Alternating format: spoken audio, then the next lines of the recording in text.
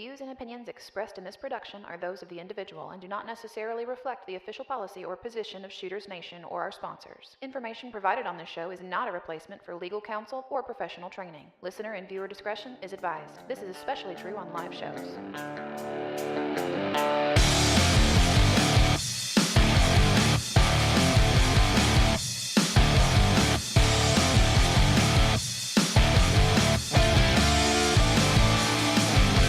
Welcome to the Shooters Nation podcast, the show created for you, the armed citizen. Join our hosts and subject matter experts as we talk about guns and gear, practical training and knowledge, Second Amendment issues, and the firearms culture.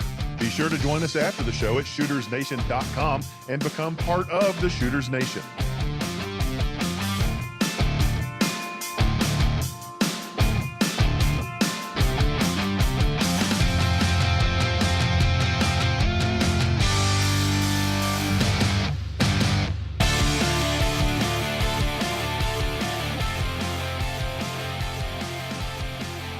Hey everyone, welcome to the Shooters Nation podcast. As usual, there's a little bit of business to take care of before we get started. First and foremost, we hope that you will subscribe to the show on iTunes, Spotify, Google Play, YouTube, or whichever outlet you use to listen. We also hope that you'll give us a positive review on those outlets to help other people just like you find our show and become part of the Shooters Nation as well. We also want to remind you that you can connect with us after the show in various places on the interwebs. On Instagram, we are at Shooters Nation Radio, and you'll find us on Facebook at facebook.com/ShootersNation. Don't forget to sign up for the Facebook Shooters Nation community. You can also find us in the latest episodes of the podcast at shootersnation.com. Last, if you like what you're hearing, we hope that you'll consider supporting the show and becoming a Patreon patron at patreon.com/ShootersNation. You can do this for as little as $2 a month. Your generosity helps us cover the expenses of producing and hosting these shows, and in return for your kindness, our patrons often find out in advance who our guests are going to be, and they can submit questions to us to ask them on the show. I'm your host, David Yancey, and I'm joined again by my wife, Sandy, for this special after-action review episode. Hi, Sandy. Hello. So I guess it's probably important to warn the listeners that your voice is just about shot. You don't have very much of a voice left today. No, I think whatever's blooming in Tennessee is trying to kill me right now, so I'm a little froggy. You're adding credibility to every time that I've ever said on the show that the things are blooming and trying to kill me. I mean, it's a legitimate thing here in Tennessee. They are out to get you for like 3 months out of the year, yes. You can just about do like snow angels in the pollen on the stuff, which is, I guess, like a pollen angel at that point, which is kind of a gross thought, really, when you think about pollen. And it's terrible. All right, we'll just skip right on past that. All right. So as I mentioned a minute ago, this is an after-action review episode, and these AARs are new. And they're a direct result of listener feedback that we've received lately. And I think I probably ought to explain a little bit about it and why we're doing it. So the why we're doing it thing is kind of a callback to the schedule and the pace of recording episodes every week. And Mark and I are very busy. You're very busy. Our guest subject matter experts are definitely very busy. And sometimes it's just hard to get a guest on the show every single week. You know, I mean, try as we might, it's just difficult to do that. Yeah, and David will never brag about himself, but I will. So these huge episodes are a lot of work, and he puts a lot of time and effort into making everything sound good for you guys. And it does take a lot of his time on top of normal job and, you know, family stuff. Sure. And so we're breaking it up a little bit with some smaller episodes just to be able to give you guys weekly content, but not overwhelm all of our schedules as well. Right. And again, still going back to the guest subject matter experts, they can be very busy. And sometimes it seems like, especially in the training community, when you start getting into nicer months, the warmer spring months, summer months. Definitely. They're very busy. Yeah. And so we might go a week or two or three even without being able to sync up with one of our guests, but we still want to release content. And the way that we can do this, and I think and I'm going to talk about this here in a second, but I think the way that we can do this is through the after action review episodes. And so an after action review is a common concept across a variety of industries. We do them at my office after big events and big exercises, but they're very popular. You do them in the hospital after, a critical event with a patient. You go back and review everything. You would hope that happens, right? I think it's just kind of like across a lot of industries. Good hospitals would, yes. Right. Okay. So it's very popular. It's a term that I think came primarily from the military, and then it's been adopted by first responder communities and the firearms training communities, et cetera. So it's a structured review or a debrief process of an exercise for analyzing what happened and why it happened and how the lessons learned from that exercise can be used to improve things in the future for everybody. Mm-hmm. And we're doing it here to, again, break up the episodes between the subject matter experts and the next, right? And it's generally going to follow one of them, one of our subject matter experts, our SMEs. So these will usually be recorded several days after we record an interview with a SME, just to give us enough time to digest what was discussed and think about the subject a little bit more. And why I think that this is going to really resonate with the audience is that I think it's something that we've been missing up to this point and haven't even really thought about it. If all of us, including you guys in the audience, attended these conversations together, and then we hung out together later in the week, like you would your coworkers or, your friends and things like that, we'd probably still be talking to each other about the episode. At least I hope. Yeah. And we do it around the house, and you and Mark Right. do it during the week, and y'all even do it after the episode sometimes, I'm fortunate. Some of the guys at work listen to this as well, and we talk about it during slow times at the office, or sometimes it's Monday morning. There's a couple of us that really kind of get together and we talk about this stuff, which is fun. It's nice to work with people that are similarly minded, especially considering that my day job has not a thing to do with any of this. Right. So, but I still think that we would all hopefully still drag some of this conversation into our week as our minds continue to grind away at it, and we're thinking about the things that were said. And, maybe there's hey, I heard this. Did you hear that? Or I understood so-and-so to say this. Did you understand it the same way? And having more ears and eyes and, brains attached to a problem, I think really helps us analyze it from a variety of different angles, which is the whole purpose of a after-action review or an after-action report. Sometimes the subject matter is just so big that it takes a while to sift through it mentally. It does for me, at least, right? I mean, how many times have even Sandy, on the episodes that you've been in here with me or with Mark or all of us, after the pause button is pressed or the stop button's pressed on the recording, we just kind of sit there and go, wow, that was a lot. Yep. Right. Yeah. And it was certainly that way with Kevin. Yeah, that was a big conversation for sure. It was 3 hours long, big. Yes. So there was a lot in it. Yes. And, even the shorter episodes, there have been plenty of times with, most recently, and it's an episode that the audience will hear next week, but the episode with Jackie Billings that we just did. So there's a teaser, there's a spoiler for you guys. You're going to love that conversation, I think. But, we've had conversations with Ian Strimbeck and Rob Pincus and countless others. And every single time it seems like I press stop on the recording and, you take the earphones off, you let your ears, rest a little bit. And then Mark and I'll sit there and look at you like, wow. I mean, you start to think about your life after the fact. When you're in the interview and you're doing it, you're thinking about the questions and the answers and where are we going next from here. But as soon as you stop and have a chance to start processing it, it's like, oh, wait, I'm back in real life now. Whoa, wait, this has a whole nother meaning now. I'm turning around and looking at my house and thinking about my kids and our safety and everything. Yeah. It's overwhelming in the moment. There's a lot of information there. And so this stuff naturally seems to, layers of it come out as we go through the days ahead. So I think that's why the after action review meetings or the actual after action review episodes, sorry, I thought I was at work again. But that's why they're so important. So I'm gonna pop open a drink here. The listeners are gonna hear that. There you go, a little sound effect for you, and try to keep my throat from grinding to a halt the ways that yours is threatened. I'm gonna try not to slurp my honey tea in the microphone for you guys, but it's the only thing keeping me going right now. So, All right. So let's talk about the last episode that we did. The last episode that the listeners, the audience, will have heard just before this one. That would be episode number 52. And we spoke with Kevin Dixie of No Other Choice Firearms Training and the Aiming for the Truth Initiative, which is an initiative to heal the community by starting at the home around the dinner table, so to speak. It's very personal. It starts at a very, nuclear level with the family unit, and then spreads out from there to the community. So, listener, if you haven't heard that episode yet, Kevin was raised in the St. Louis, Missouri area and still lives there. And this matters only because it's relevant to the conversation, but I'm going to go ahead and mention that Kevin is Black. For no other reason does that matter, nor should it, right? But when you start to think about the context of his conversation, it's important there, right?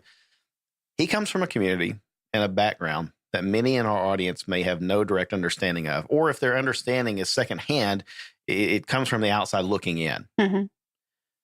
A big part of Kevin's personal message and his mission is bridging the gap between gun owners of all walks of life through awareness and dialogue.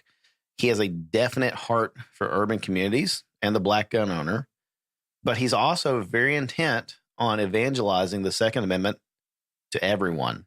Yeah. And telling everyone this right, the right to protect yourself, the right to a means to defend yourself, or the right to a means to defend everything that's important to you and everything that you've worked to build and the people that are important to you and near and dear to you. This right is for everyone. Yeah. And that's something that, I hear a lot of gun owners say, but it's not like you can't just say that and then everybody goes, okay, I'll go buy a gun. Like we know that when we're debating with like liberals online, but when you're thinking about communities and, even just the legal, things that have to jump, hoops that's jumped through to get a firearm and maintain it. There's a big gap right now between everybody deserves the Second Amendment and everybody has the ability to defend themselves, to own a gun. And, it's financial, it's legal, it's knowledge based, and, when you're talking about our cities, how protected they are and how liberal the policies are, and starting, with our young children, teaching them that, guns are dangerous and it's not something that, anybody needs to have. And if someone has a gun, it's there to hurt you. So Kevin's whole approach to this is bridging that gap and actually bringing the Second Amendment into those communities where they've had very little access and very little knowledge on how to obtain that firearm to protect yourself and your family. And that's something that is really important, and it's something we need to talk about because that's the only way we're going to further Second Amendment rights is to further them in places where they're not well received right now.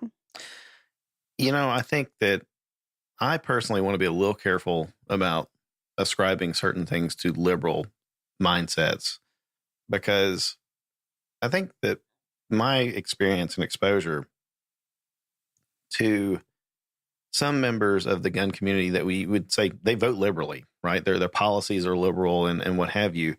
Yeah. I very much agreed with them on the principles of we should try to take care of each other. That, as human beings, we should look out for each other's common good, and we should try to enable each other towards varying levels of increasing varying levels of success. We should root for each other to be successful. There are some very basic concepts like that I think stretch to both sides of the aisle. And it should, absolutely. And that's part of why the Constitution is there. Those are basic rights. Those aren't, those aren't party lines. That it should be equal across the board. Absolutely. They are things that the Constitution recognizes as being God-given, creator-given, inalienable rights that we are each, endued with, but the government should recognize, which was the point of them being codified in the Constitution. It's not that we're granting you this. It's we're recognizing that you have these before the government was ever created and formed by. This is the line. This is the do not cross line. Right. Exactly. The government's do not cross line. And so, when I think about liberals and conservatives and why I wanted to kind of clarify that is that I think that they both have certain things that they agree on. They just may not agree with the way that we accomplish it. some leftist leaning or most left leaning voters might really feel like it's the government's job to do these things. It's the government's job to enable and protect and empower and ensure and so forth. And perhaps the conservative view is it's the individual's job to do that. And we don't want the government in these things. But I feel like there's also a ... continuation of thought there. And what the conservative mindset should be is, therefore, I, as an individual, am going to do everything in my power to help my fellow man. Right? Right. Because it all falls back on us then. Right. Not at gunpoint by the government telling me that I have to do it. Not with the full might of the government's various law enforcement agencies standing there imposing, saying you'll pay your taxes so that we can then go take and redistribute all your wealth, for these things. It should be my desire to do that. And unfortunately, some people don't believe that on either side. Yeah. Right. On either side. So I think what I really liked about Kevin's message and his mission is he's getting at that part of it's my job.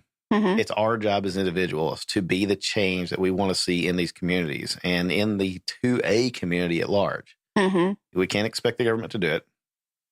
We can't expect civic organizations to do it.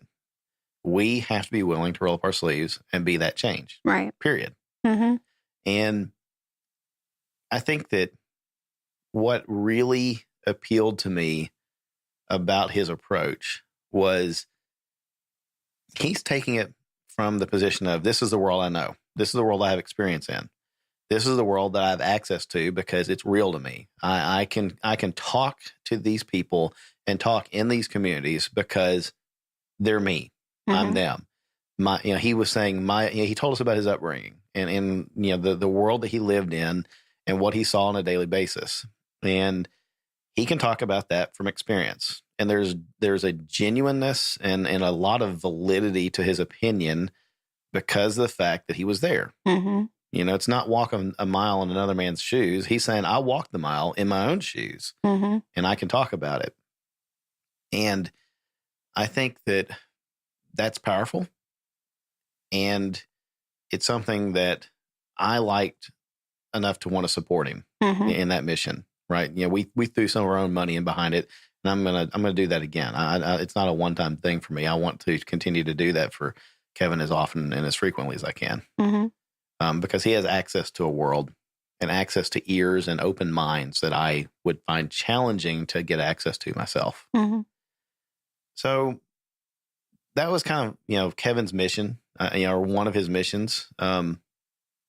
It's the Aiming for the Truth organization, the initiative that he's got is making it very personal, and it's going in and restoring families and restoring lives and restoring hope. And then he said that he kind of like at the very end of that journey with a person, he then introduces them to the Second Amendment. So you've got all these things. You've rebuilt your life. You've reconnected your family. You're now financially solvent or whatever. Realize that there are people out there that want to take it from you. And now here, let's talk about a means to do it. The other thing that I think that came out of that conversation for me was a reminder that all too often we are quick to defer and outsource the defense of ourselves and the defense of what's important to us to the government. Yet, as Kevin very effectively pointed out, there are cases in our own American history where the government was the entity that you had to protect yourself against, or to protect yourself from. Right. And I think that it's a very polarizing conversation. The whole episode was polarizing. It is. And we got a good bit of feedback, and people really, really loved it, or it made them really uncomfortable. Yeah. And I think that's pretty typical reaction about any topic like this in America. It's very, we know there's issues that the country needs to work on, but we don't want to say it because we love our country. And if we don't recognize, those issues and policies and, all the things that we need to change, then, it's unpatriotic to question, where we've gone. But it's not. You have to recognize what we've been through and how we've come out of it so that we don't make those same mistakes again. And especially so that we don't give up our ability to stop those from happening. Yeah. We need to be able to see the signs, just like we're doing after action report off that episode. I mean, it's the same with American history. You need to see the signs of where things are going. And, people, when we're talking about the economy, we like to talk about Venezuela. But if you start to see those red flags here in this country, you want to make changes now so that we don't end up in the same economic condition that they did. But, it's very easy to go to sleep on the Second Amendment too. And it's not just about me and you. It's about having that support across the country. And it's something that we're going to have to work at. You can't just, sit in your house with your guns and know that you're safe forever, because just like people are going to come and try and take things from you, they're going to try and take rights from you as well. Yeah. There's a lot. There's so many things that you just said in that I want to key in on, talk about individually. Golly, where do I want to start? Well, I should have written it down because I don't even remember what I said now. No, and I really should have a notepad in front of me and jotting down things that are key points. So I made the comment a moment ago that Kevin talked about the Black Wall Street incident, travesty, blight on our nation's history from 1920s Tulsa, Oklahoma. Mm-hmm. If the listeners haven't heard the episode, you need to go do some research and read up about it. Wikipedia is not the font of all knowledge, and sometimes it's a little suspect, but they've got a good article or two on this there, and it's worth reading. If you're going to read anything like that, go ahead and read the historical account of Wounded Knee, what the American military did with the Lakota Indian tribes when they were in their way and when they didn't want them on the land that the American government wanted. Mm-hmm. They were inconvenient. Mm-hmm. And I know that when you start talking about these things, it gets a little dangerous. Territory starts to feel a little shaky. And, some people might be like, oh my God, this has now turned into a 3%er podcast and I'm out. And that's not it at all. I'm the last person to, get on my Threeper and my Punisher logos and all that stuff. I roll my eyes whenever I see it happen, right? There are people that I think genuinely want something apocalyptic to happen between the armed American public and the American government. Mm-hmm. And that is the last damn thing I want to see happen, right? Because when it comes to that, this whole societal experiment that our forefathers began in the 1770s is over. Right. Everything that generations of Americans and the first English colonists to the United States, to this country, the North America fought for to establish the United States is done. And that will be a sad, sad moment. And it's not going to play out, well for everybody. Like I think that they have glamorized it in their heads. Yeah. I mean, like going back to before the election, before, Trump got elected, anybody who was sort of against him, they were making, everybody was talking about the plans. Where are you going to move when Trump gets elected? Where are you going to go? Where are you going to go? Where are you going to go when America falls? Because there is no other option. If you're on that conservative side and you want, America to continue down this path that was set off, then this is it. Well, this country is very special and very unique. There are other democracies in the Western world that have similar values and similar provisions for their citizens, but they're not like America. Nobody has the identical DNA that we have. Yeah. Right. So no, I don't want that to happen. And I dread the day that countrymen raise up arms against each other again. Mm-hmm. It's just not good. And like I said, a lot of things, we've crossed a lot of bridges and burned them to the ground, and it's just completely failed if we get to that point. So when I talk about the necessity to have the Second Amendment as a defense against a tyrannical, overreaching government that wants to crush you and to get rid of you because you're inconvenient in some way to them, or at odds, or opposed to their views or their agendas in some way. That's exactly why the Second Amendment exists. It's to ensure that we never have to have that conversation. Mm-hmm. It's kind of like if you've studied world history at all, or if you're a child of the 70s or the 80s, you remember mutually assured destruction. It was the concept that kept the United States and the Soviet Union from ever attacking one another outright. Mm-hmm. We knew that if we entered that boxing ring with each other, that both countries were going to be destroyed. Right. And I think the Second Amendment is still, to this day, the one thing that says, hey, big government, we put you in Washington, D.C. We don't serve you, you serve us, and your reach should be limited. Yeah. Right? I was going to say that exact same thing, only like from a positive angle, and say it was mutual respect, because we respect the government because they're important to our, daily lives. That is true. Sure. But, the government also needs to have a respect for the people. Right. And that's part of what gives us our, stature is the Second Amendment and the First Amendment too. I mean, the two go hand in hand. We're able to speak about it and we're able to, raise up arms. Well, I think that there definitely are elected representatives and government workers and government agencies that do have that respect.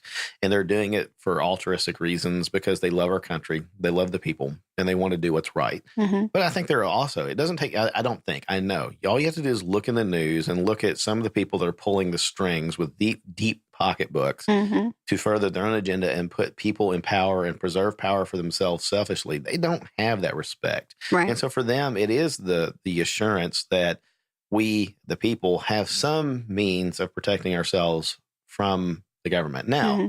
it might not be, it's not like it used to be. The playing field's not level. In the 1700s, when the American militias went up against the British government, it was a little bit more level playing field. They had access to all the same weaponry on each side mm-hmm. for the most part. We don't have that these days. I think that if the United States government and its full military might and that's assuming that every soldier said, "Yep, I will follow those orders and go to war against my own countrymen," they could roll over us in mm-hmm. a heartbeat. But I think that the thing is, the losses would be so significant and so damning that the government is not going to try that anytime soon mm-hmm. because of the fact that it would be the complete destruction of our society. So, there's that. And again, now I'm not a threeper, I'm not a threep dog, but there is that conversation of, sometimes the people that you have to protect yourselves against, in world history, it's been the governments, mm-hmm. right? Look at what the Nazi regime did to the Jewish citizens in Germany. Look at what the Japanese did to non-Japanese, essentially, in World War II. Just keep going, roll back further and further in history, and you can see where a lot of the atrocities committed by governments have been against their own people. Mm-hmm. So that's what makes the Second Amendment important, and that's why it makes it special. However, the Second Amendment was not necessarily designed solely for that purpose. It was also designed just to protect human life. Mm-hmm. And so sometimes the protection of human life is not against the government. Most of the time it's not. Most of the time it's against people that an individual just want to hurt you, right? And just want to take what's important from you, even if that just means your life. Mm-hmm. So that's part of the mission, and that's why it's so important. And that's why it's awesome, in my opinion, that what Kevin's doing is getting that word back out to a community of people, the urban communities, the Black communities, the minority communities, and telling them this applies to you also. Mm-hmm. I've been surprised. We've heard this even from previous guests. Tiffany Johnson comes to mind, Akil Kader comes to mind, where we talked about the fact that some minority members are brought up to believe that there's no legal gun ownership for them. Mm-hmm. There's no legal way for them to defend themselves. That if they're caught with a gun, that they're going to prison, or a cop's going to shoot them on the spot, as a legally armed citizen, they're mm-hmm. going to be shot. And, there's some really bad news stories over the past few years where something like that has happened. Philandro Castile, that was mine. Mm-hmm. That is not, though, the action of the government as much as it is just the action of an officer that was poorly trained and shouldn't have been doing that job to begin with, right? So, yes, minority members, American citizens should have the right to defend themselves and do have the right to defend themselves. And they should endeavor to own a firearm to protect themselves and their family because their lives are valuable just as much as mine is or yours is or anybody else's is. And I think that they need to feel that support from a community behind them because that attitude is so prominent in big cities in general that, I've seen people post on the internet before that, the Constitution wasn't for us. Mm-hmm. It's not, it wasn't that, we didn't have that right. We don't, and we still don't. And they'll say like, yeah, we may have the right to vote. We may have the right to free speech now, but we still don't have the right to own a firearm without posing a threat to our own families. Some cities, they're right. You look at what Chicago has done. Mm-hmm. Chicago, the state of Illinois and the Chicago city government, or I guess they're a metropolitan government. I don't know. Yeah. They have made it all but impossible for a citizen in the inner city to legally have a gun because of the requirements they put on it. Mm-hmm. Right? You can't. There aren't any gun shops in the city, so a person that wants one has to go outside the city. Mm-hmm. And that's not like, oh, hey, a 10-minute, hop in your car and you're there. Most of these people don't have cars. Mm-hmm. They use public transportation, which, by the way, you can't bring a gun on. Yep. Right. Yep. So even if you do hop on the the public transportation, the train or take a bus or whatever, and go outside the city to buy a gun, how are you getting back home with it? Mm-hmm. And can you even bring it back home? Is it illegal to even have it in your city? And if you're going to get your permit, then you've got to go outside the city for that class. Mm-hmm. And now you're talking about multiple trips back and forth to, outside city limits by somebody who probably doesn't have access to a car. How does that even work? Mm-hmm. Right. So they've set the bar so high and these barriers are so difficult to work past that most of them effectively don't have the right to self-defense. Yeah. And if that doesn't bother you, then you're not truly supporting the Second Amendment. Right. Well, we should be able to see injustice for what it is. This is classism. That's injustice. This is classism. It is. This is, you lower income, impoverished class people who may live in crime-ridden areas where the likelihood of you or somebody being assaulted or murdered is extraordinarily high. Compared to other places. You don't have the right to defend yourself because we can't trust y'all with guns, right? That's basically what the governments in those areas, governments of the people elected by the people, by the way, that's what they're saying is that we can't trust y'all with guns. Yeah. Y'all can't handle this responsibility. You shoot each other. But they're shooting each other anyway, and it's not the ones that we're talking about. It's the criminals that are doing it. Yeah, and then there's a few high-profile cases where police either have been accused of, racism or violent acts that weren't, warranted, or whether they actually did commit violent acts that weren't warranted, and then the response of the police department is to pull back. Right. Yeah. And to be less present and less interactive. And then, again, that just leaves the victims are the only ones that are unarmed. Well, and you're also going to have a lot of victims or I'm going to call them victim communities. Okay. So it's not a person that necessarily has been hurt themselves, but their community has been hurt enough times that they just have that victim mindset, even if they don't realize it. Right. It's almost like Stockholm syndrome. They defer and start to love their captors, the government, the police departments. And, those are the same people that have historically withheld their rights or their means to protect themselves. At the risk of sounding anti-cop, which I'm not, we've got cop friends that, are really near dear friends to us. My family was in law enforcement.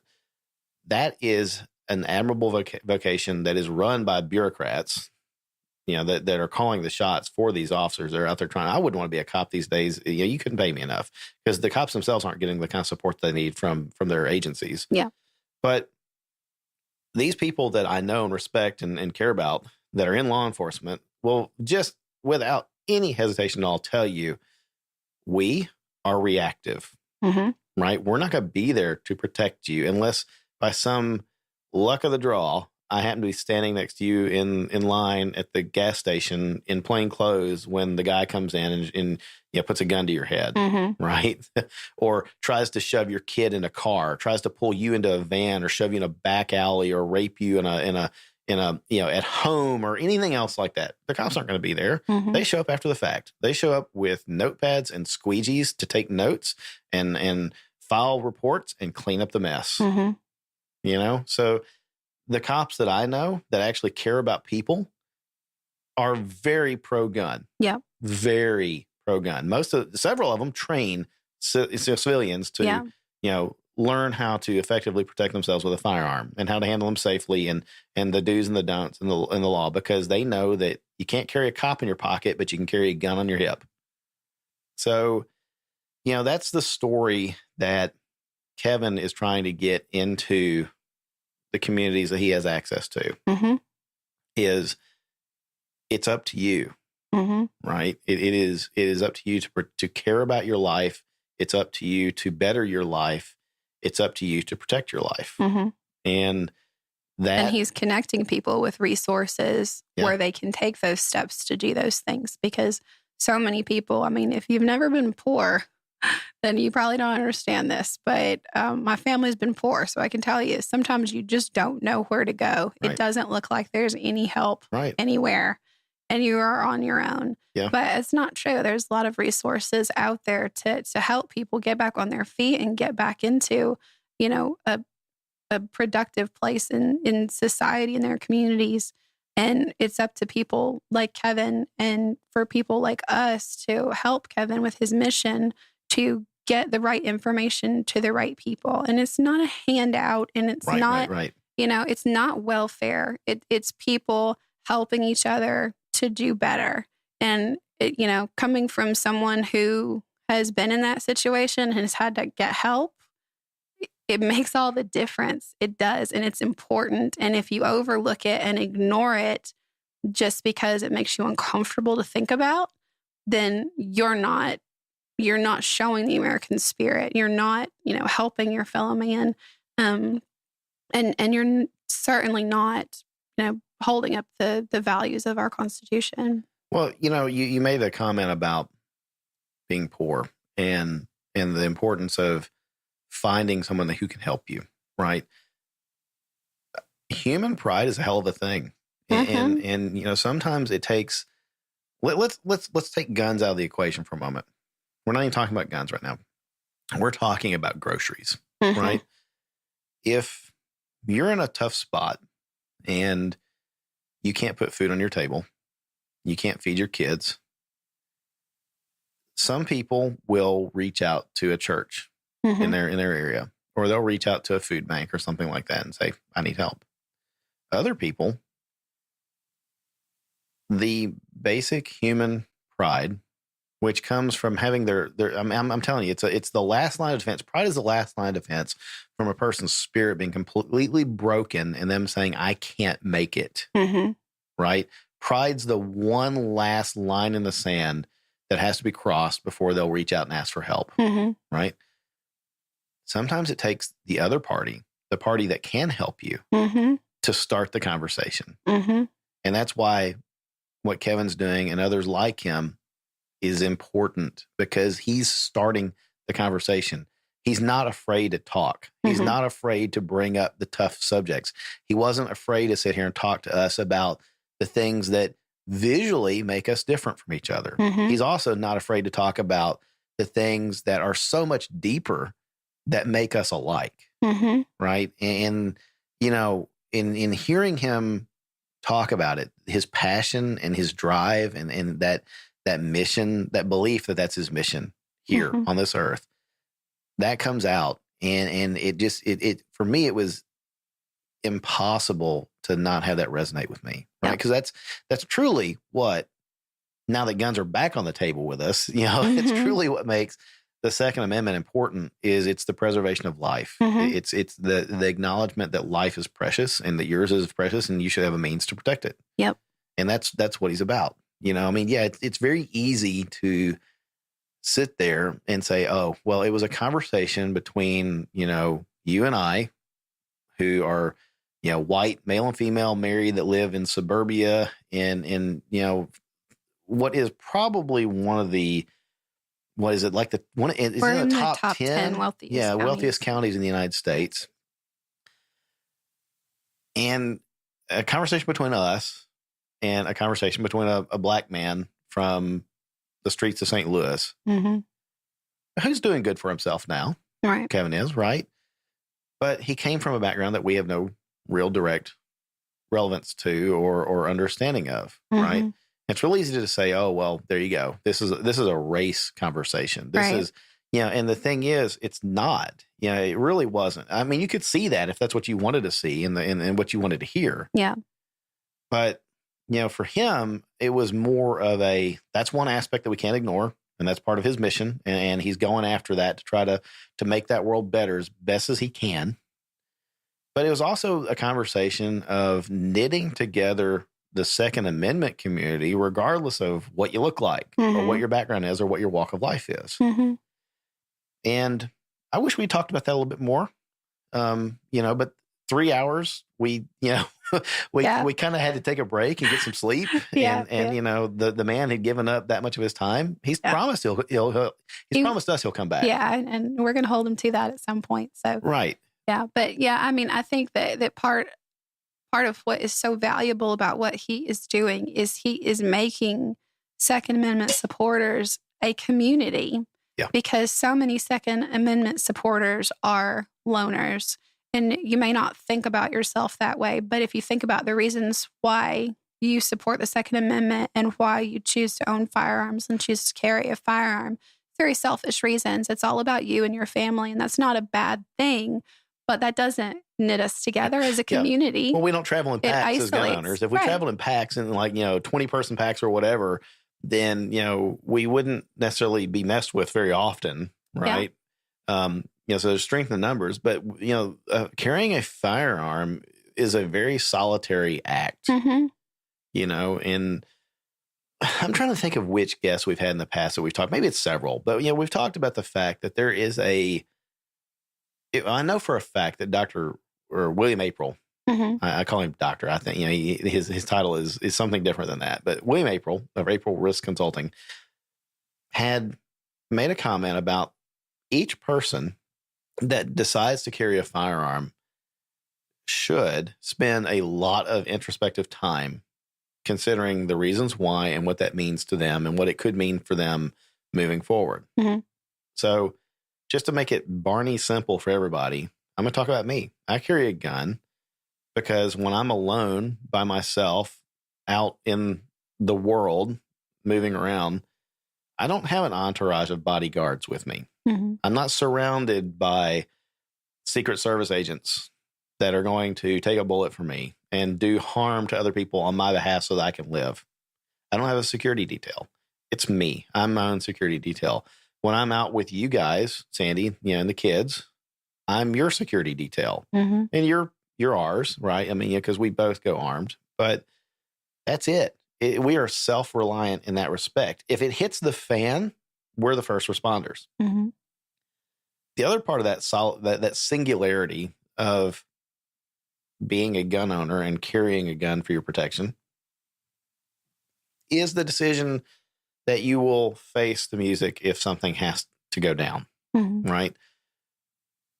I don't have a 30-person all-star legal team that's going to come to my defense if I have to use my gun for my self-defense.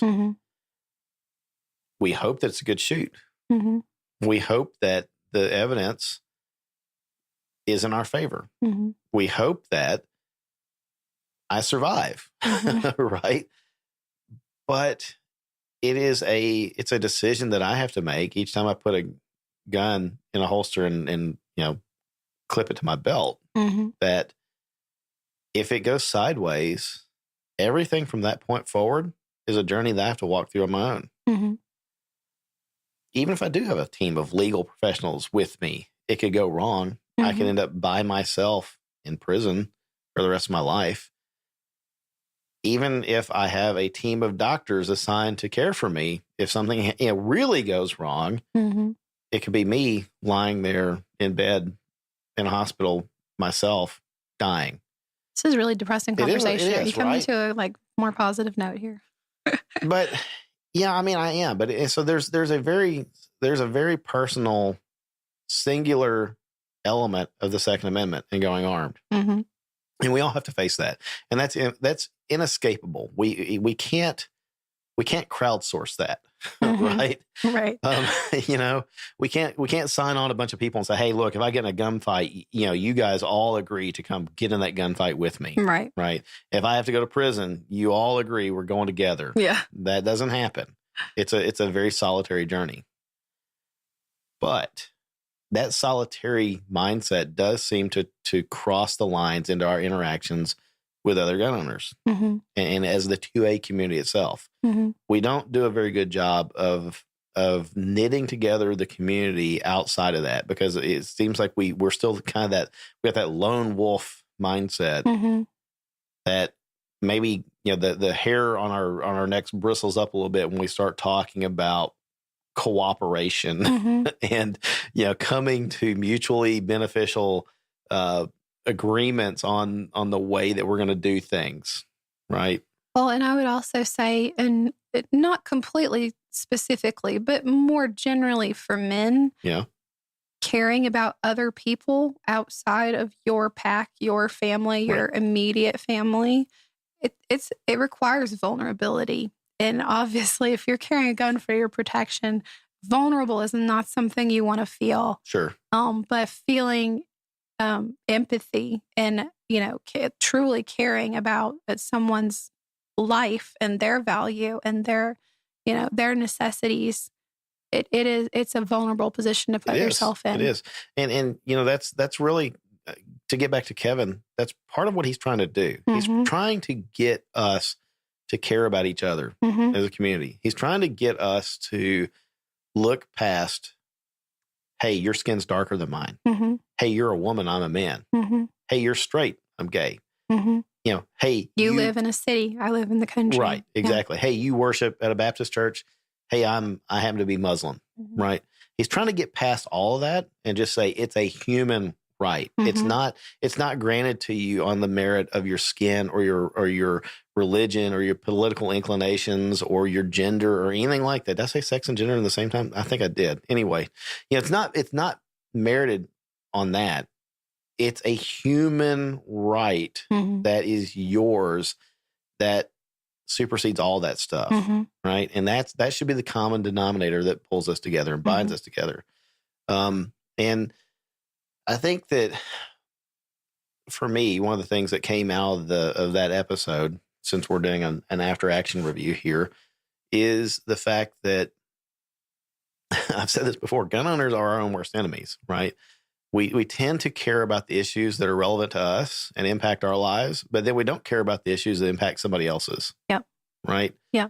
And I would really like to get Kevin on to talk about that some. And it's something that I wanted to get to, and I even had it in the show notes for the last episode. But again, 3 hours, we couldn't get to it. Was what can we do? What can suburbia do? What can the person that lives in Portland, Oregon do for the guy that lives in St. Louis, Missouri, or wherever else that furthers his rights and preserves his rights? How do we get together on that? Right?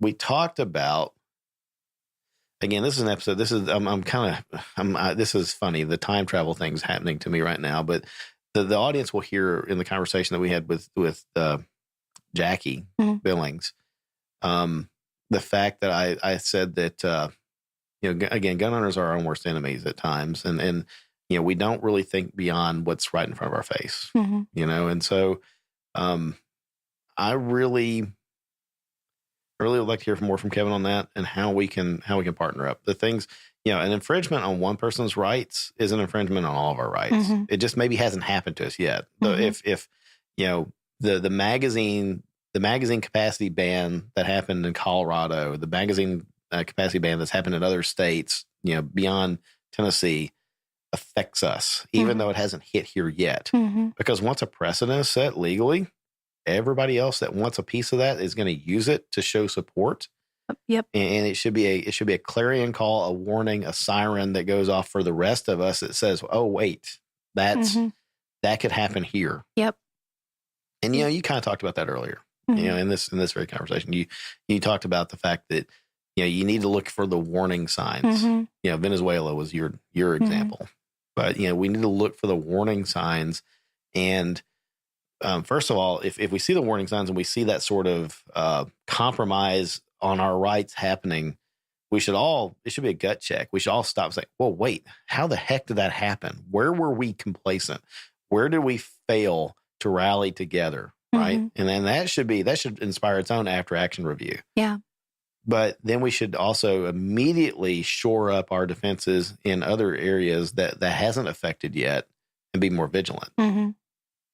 Now, I would say that the last thing that really Kevin sort of drove home for me, and it's part of the reason that I wanted so badly to have him on the show, because it's something that I'm passionate about too. But, the aiming for the truth is, it's about restoration, but not just of gun rights, because that's something that's important to him. And it's something that he does approach with people. But in order to do that, to make it valuable to someone to the point that they want to participate in it and defend it and support it, is they have to have their basic life needs met first. Yeah. And, as a woman, I can tell you where I can relate most to this is how many women who started carrying because of a domestic dispute. Or just an attack on their person in general. But specifically, if you are in a home with someone who is violent towards you, you feel absolutely trapped and stuck with no other option. And I see it every day on the internet. And it's terribly sad, but in moms groups, you'll see it over and over and over again, this terrible situation. And they're going, but I'm stuck. I have kids. Yeah. I don't have money. He's making me stay at home with the kids. He won't let me work. I don't have a car. I can't afford daycare to go get a job to move out. I am stuck, and the options that start pouring in are, go to family's house, go to a domestic violence shelter. But none of those places are places you're guaranteed to be able to carry. Right. But those women are some of the most outspoken, amazing Second Amendment supporters that we have in this country today. But if their basic life needs of safety and, stability weren't met first, we wouldn't have them in our world today. Right.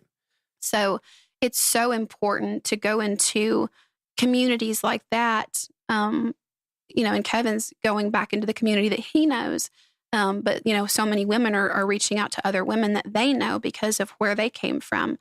So there's connections that I think that we're missing, and opportunities to reach out and help people meet basic life needs. Yeah. So that then we bring them into our community, and they will be some of the fiercest warriors for the defense of the Second Amendment. Right. And it takes all of us being willing to pitch in and make that possible for them. One of the things that Kevin said he's doing with that is that he's partnered up with several institutions, organizations, manufacturers, et cetera, that are providing the means to do it. Either they're providing money or they're providing ammunition. He's got partnerships with a range, at least one range in the St. Louis area. And he's able to bring people in that can't afford a gun, can't afford the ammo, can't whatever else. And he's like, hey, look, we'll just don't even worry about that. Let's get you over the hump of knowing how to handle it safely.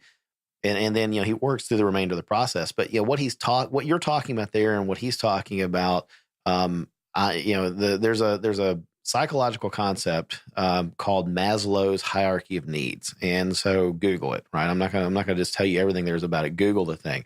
But it's a pyramid. And the base of the pyramid, it's from most important at the base to the things that are kind of like nice to haves. The closer you get to the top, the very pinnacle is definitely nice to have, right? But the very base level are your physiological needs, and it's things like you need air, water, food, shelter, sleep, clothing. The ability to reproduce is actually at the base level of Maslow's pyramid. And these are the things that are very visceral. They're very, it's just the animal needs that we have, right? Survival. Yeah. And then it moves up to the second tier, which is safety needs, and it's personal security, right?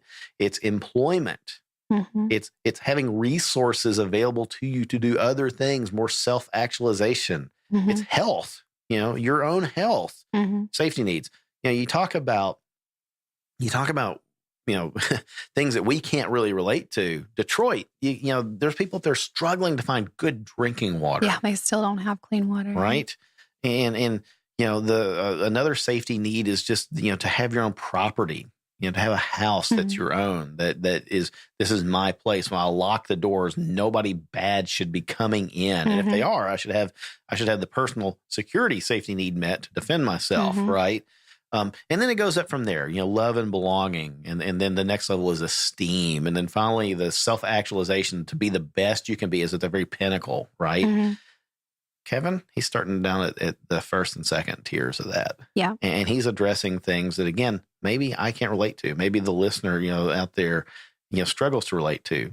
If that's the case, if our listeners are struggling to relate to that, great, right? That means that we're all doing pretty good. But there are people in this world who have every bit of a right to self-defense and the right to live that we do. And they can't meet those things. And this is relevant to them. And that's the world that Kevin's speaking into. And sometimes your message has to be different to those communities. Sometimes you have to use the language and the terms and the characterizations and such of that community to reach the community. Yeah. And I mean, we were talking about this before we recorded that, when you're looking at that pyramid, if somebody's in the bottom level and you're in one of those top levels and you're looking at them going, well, why don't you care about this stuff that I care about? Right. Well, they can't. Yeah. They can't see past the fact that they don't have food for tomorrow. Right. They don't have clothes for their kids to wear. They don't have, their shoes are too small and they can't afford to buy the next size, Right.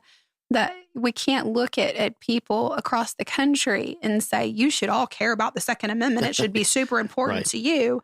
When somebody is looking at you going, I don't care about that. If I had a gun right now, it'd be at a pawn shop so that I could feed my kids this week. Yeah. Or worse yet, as Kevin even, said in his own personal story, sometimes that gun is, in your mouth because you're like a way out. It's a way out. Yeah. Right. And I'm so thankful that he didn't take that way. Yeah. Right. He's thankful for it too. But he has a new purpose and a new mission, and he can relate to. He can relate even to the fact of life's not worth living anymore. I want out. Yep. And so it's just neat. I think. No, I don't know, Sandy. You've read some of the comments that we've had from the listeners, and I kind of want to wrap up because I don't want the after action review to be a 2-hour thing, right? But it's good. This is our first time doing one of these, and it was important for you to be here because you were here for the conversation with Kevin, which is why Mark's not doing this one today. Mark wasn't in that session with Kevin. But we've had some good feedback. We've had listeners say this is one listener said this is hands down the best episode that you guys have done yet, right? Yep.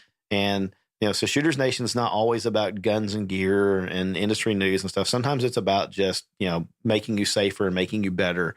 And it's definitely always about the Second Amendment. And that's what we're talking about here. We've had comments to the effect that, one guy said it's 3 hours long. You're making me, he listened to like an hour of it driving into work. And he said, I'm hating my day right now because I want to get back in my car and listen to more of it going back home. And I thought that's awesome. That's awesome. Yeah. Right. We also had some people say, I don't understand it. Not relevant. I don't right? get it. Yeah. Why are we talking about this? Right. But, Yeah. I mean, I think the thing that I would say to that is, if the Second Amendment is important to you, it's because life is important to you. And it's time for the Second Amendment supporter community to start reaching a little farther than our own belts to be able to make this a national cause. And that starts with, valuing the life of everyone. We really need to work with each other. Yeah. That's the one thing that I did say this on the episode with Jackie. I think maybe that's that. I lost my train of thought a minute ago, and I was like, why was I bringing up Jackie? I don't remember. The thing that I said there was that it doesn't really matter to the other side, to the anti-Second Amendment side, the anti-gun side, what you look like, what where you work, where you live. They're very effective. They're very effective at joining together, getting together, and focusing on that specific goal. Even when they get together, they don't do it the same way, which is crazy. I mean, I hate the fact that I'm going to use an Antifa rally as an example of working together, right? Because that sounds insane. But you look at them. But they've been successful and in it's their a mission. Rainbow, right? Yeah. I mean, and literally sometimes rainbow color hair and stuff. They don't look like each other. They don't look like us. They have a variety of backgrounds. And, some of these people that have been arrested are like, out in California are like tech industry people that have really damn good jobs, right? And they're standing shoulder to shoulder with people that sleep on the streets. Yeah. And, one member of the crowd may be just content to hold up a sign and yell and make their voice heard and be a protester. And the other half of the crowd may want to, throw rocks. And that's not good, but they're going after the same mission. They've got the same goal, right? And we could do a really good job of just learning from the opposition and joining together in spirit, even if we don't agree on how we're going to get there. I think the Second Amendment community, some people are just so anti-authoritarian in the Second Amendment world that, that's the thing that matters. Like you said, it's very singular. It's very me. It's very solitary. It's me, my freedoms, my family, rah, rah, rah. But then when it comes time to work together and accomplish something, well, I don't like that. I don't like this word in that law. I don't like the fact that this has been written. I don't like, oh, you mean you want to go, protest at a government rally? I don't want to do that. If I go, I'm gonna wear camo and I'm gonna be obnoxious, or I don't want to do that because that guy's gonna be wearing camo and being obnoxious. Right. And I don't want to be associated. with that person. Yeah. And it completely falls apart. It fragments. And we as the Second Amendment community really need to figure out how the heck to work together on the things that matter and leave for some other day the discussion of things that don't. I don't care if you carry inside the waistband, outside the waistband. I do care if you open carry, right? But maybe it makes sense for you and your role in your world and things like that. If you're doing it as a political statement, I think that there's a better way. We'll talk about that some other time. But again, here I am. I'm going to take my own advice. I got to move past that. And I'm going to say, hey, look, you're willing to help preach the gospel of the Second Amendment and talk about the fact that life is precious. All life is precious for everybody, and they should have a means to protect themselves. And we've got to make sure that we work to keep common sense gun reform out of legislation. We've got to make sure that we keep good access to firearms and good access to ammunition and good access to hunter education and child safety programs in schools and all. You're willing to work with me on that, and you're willing to add your voice to it. Awesome. Right? Yep. I don't care that you're, a lesbian Satanist with a purple mohawk in this case, right? I mean, as far away from me as I could think of just then, I don't care. A, I love you because you're a person and I'm supposed to love you as a person. And B, I want you to protect yourself. And C, you're willing to stand shoulder to shoulder with me and we're going to work together to accomplish, the goals of preserving and protecting the Second Amendment. Awesome. Yeah. Cool. And I think the other thing that a large part of the Second Amendment community forgets is that our rights are not equal. I mean, everybody says, well, it's the Second Amendment is the Second Amendment. We have it. And so, that's it. Like, you have it, just go do it. But when you start looking at state laws and you look at city laws and, it's so different, and not everybody has access. So very, very Animal Farm. Yes. Some are more equal than others. Yes. Yeah. Yeah. So you can't ignore something because it's not an issue for you. Right. Because it's either one of our founding core beliefs as a country, life, liberty, pursuit of happiness. Yeah. It's either part of that or it's not. Right. And so I think we just need to do a better job of stepping up and saying, no, that is his right. That is her right. That is their right as a city, as a community, as a person.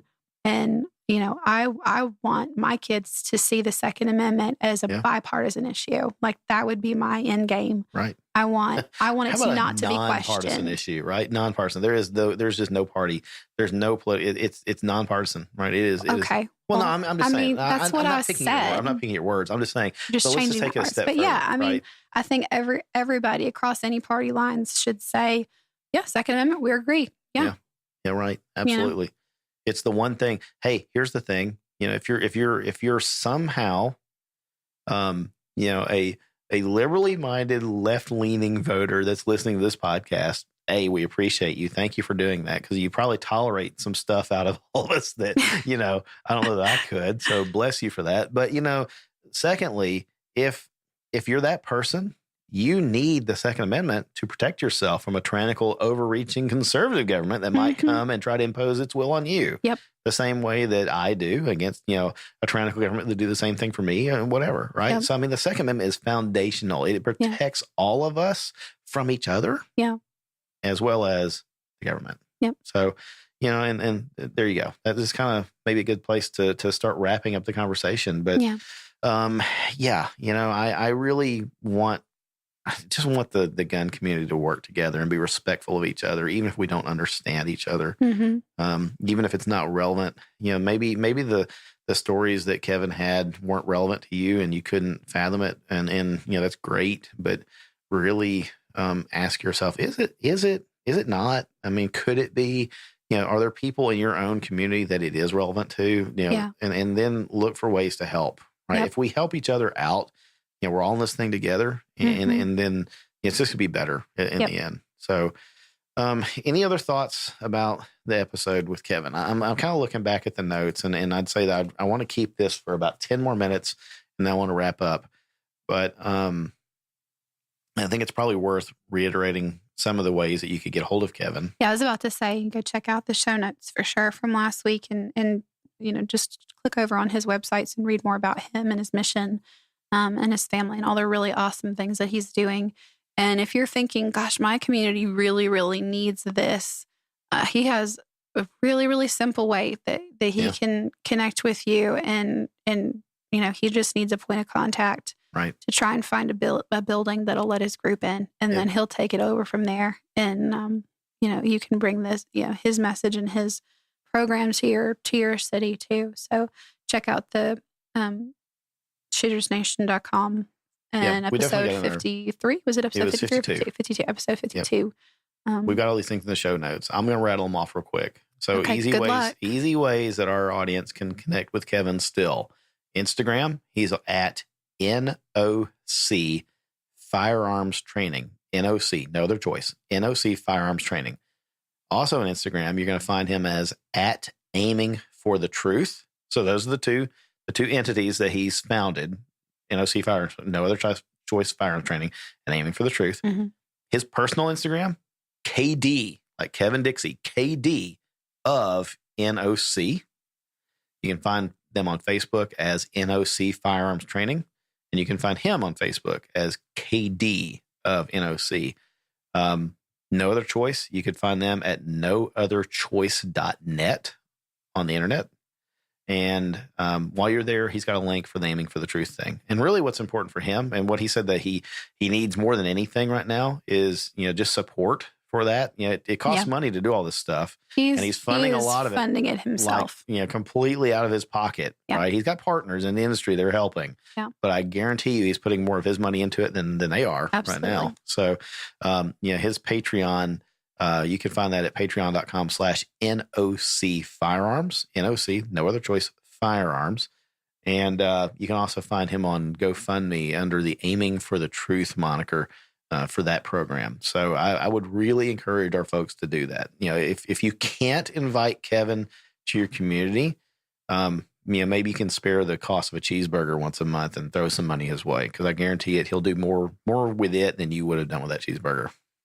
And, we didn't even touch on it, and we're not going to spend another hour talking or anything, but man, his training mentality of the whole concept of no other choice, starting your firearms training from the initial outset of that is the last resort. That is when you have absolutely no other choice. That's a great way to train, especially for beginners when you're not, we talk all the time on the podcast about, bringing a gun to the fight, and every fight turns into a gunfight. But how many times have you seen things go wrong because somebody pulled a gun when it shouldn't have been a gunfight? Right. It's last resort. No other choice. And a lot of people, I think, need that basic step. I think he gets sort of glossed over. It's Agreed. Like, okay, I've got a gun and now I can defend myself when and wherever honestly, I want to. It's kind of like, whoa, hang on.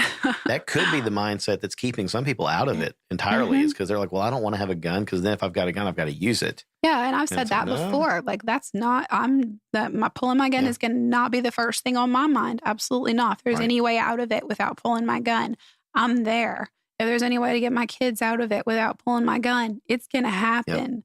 Because that's not what I want. Right. But I do carry because I understand that at some point it may come a time where there is no other choice. Sure. And that's what Kevin's also trying to prepare people for, is when you have to flick the switch and go from deterrence, de-escalation, evasion, whatever, to fight. Mm-hmm. That should be instantaneous. And you should be just as adept at that as you are de-escalation and avoidance and so forth. And when you practice it and when you train it, then you have a clear definition of that line. Mm-hmm. And I think so many people skip that thought process and skip that mental preparation for carrying and fighting, a threat that then they don't. I mean, you practice. What is it? What is the phrase? You practice like you train, or you basically it is. Yeah, you train like you fight. You train like you fight. Yeah. So, or you fight like you train. You fight like you train. I don't know. I'm lost in the words here now. Anyway, but. Yeah, if you've never thought about that, well, when is that point of no return? When is that no other choice? What is that line? What's going to happen? If you never thought about it, then you're in a situation when you got adrenaline going, that's not the time to make really clear choices. Right. And Kevin's style, he's funny. He's very approachable. He's real. He's very real. Yeah. His training programs. He said he's willing to teach you all the high speed door kicker fun stuff, but really he prefers to teach the stuff that's real and relevant.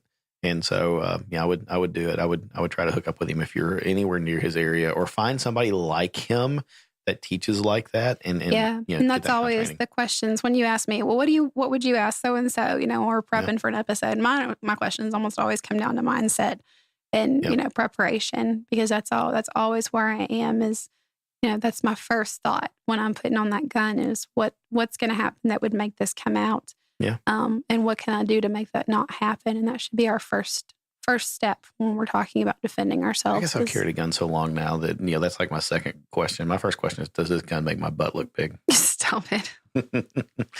All right, everybody. Thanks for hanging out with us. We hope that you enjoyed the after action review element of this episode. We'd like to hear your feedback. This is new. This is very important. Folks, I've said this before, and sometimes we get feedback. I seriously, honest to God, if I could make you do this, I would make you do it. But I want you to stop, and I want you to head over to shootersnation.com. I want you to use the contact us link, and I want you to tell us what you thought. It doesn't have to be wordy. It doesn't have to be well written. If you want to write me a paragraph, great. If you want to write 2 sentences, great. If you want to write 2 words, it sucked, great. If you want to write me a volume of information, fantastic. Yep. But tell us something. Tell us what you like about this. Tell us what you didn't like. Or just thumbs up, thumbs down, whatever. I don't care. I need some idea of whether or not this is a good format to sprinkle in between the other episodes. And it's going to be different for every subject matter expert we had today. Exactly. But if you don't want to hear 12 of these episodes over the year, then you should probably send us a message. You should probably say something. Yeah, absolutely you should. Yeah. So There you go. Folks, let me just kind of run down the quick ways that you can connect with us after the show. Shootersnation.com. That is it. That is the one thing that will take you to everything else. We have our Facebook links there. We have our Instagram links there. We have our YouTube links there. Everything that we do is linked from shootersnation.com. You can listen to episodes there. You can send us feedback, all that fun stuff. It's right there, easy to find, shootersnation.com.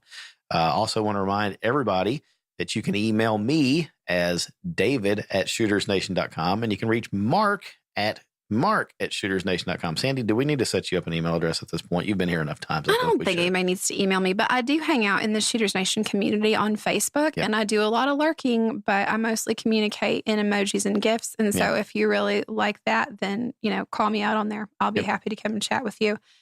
Or you can message me through Facebook too. I'm happy to chat with anybody, especially the women, if you've got questions or want to bounce something back and forth. We need to start a Women of Shooters Nation community that is just for you all to do your thing, right? And empower each other and support each other and talk about things that, without having, us knuckle dragging men stepping in and telling you what to do. Right. Yeah. Maybe. I don't know. Let me get the kids out of diapers and then I can have time to do that. Okay. Right. Also remind everybody that if you're in the market for a new holster or other firearms gear, be sure to head over to squaredawaycustoms.com and check out what Mark and the gang have ready for you. Squared Away Customs manufactures custom Kydex holsters and other carry gear for civilians, law enforcement, and military. They're also a stocking Polymer 80 dealer. Be sure to use coupon code SHOOTERSNATION to save yourself some cash. I believe it's 15%. I think you've saved 15% at Squared Away Customs using Shooters Nation as the discount code. That's it for this week. That's it for this episode. We hope that you enjoyed it. Again, we want your feedback, but we will talk to you again in 7 days from now when this releases. So until then, be safe out there.